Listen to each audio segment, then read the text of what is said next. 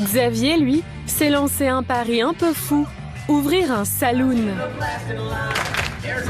Le Far West, mais en France. Et il doit trouver de nouvelles idées pour attirer du monde. On est dans une ambiance américaine.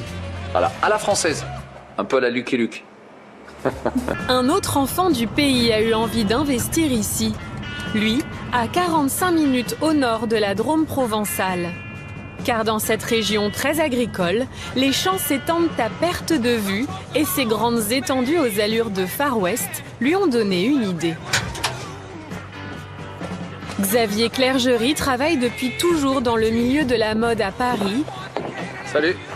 Mais il y a 6 ans, il a souhaité lancer sur ses terres natales ce projet complètement loufoque, un saloon.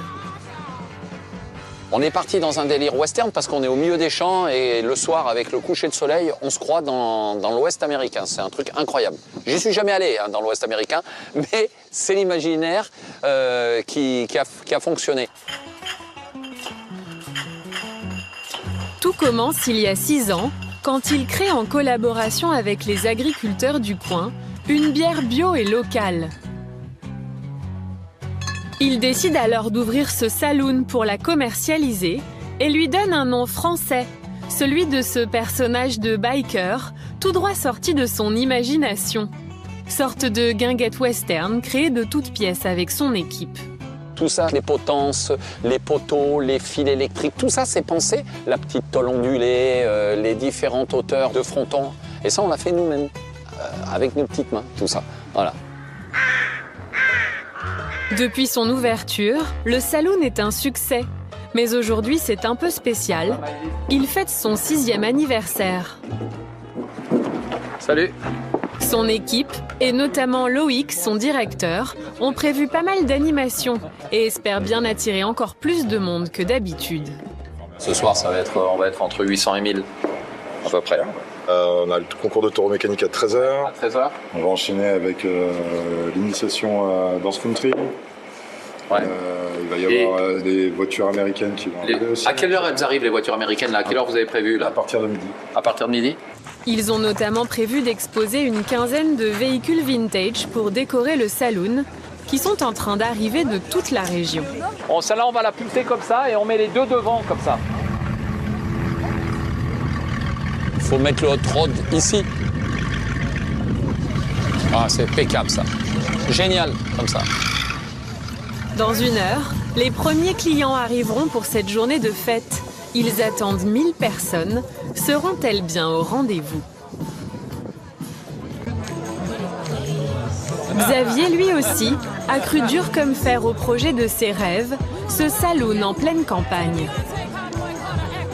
Pour le 6e anniversaire du lieu, lui et son équipe ont misé sur de nombreuses animations pour attirer encore plus de monde que d'habitude.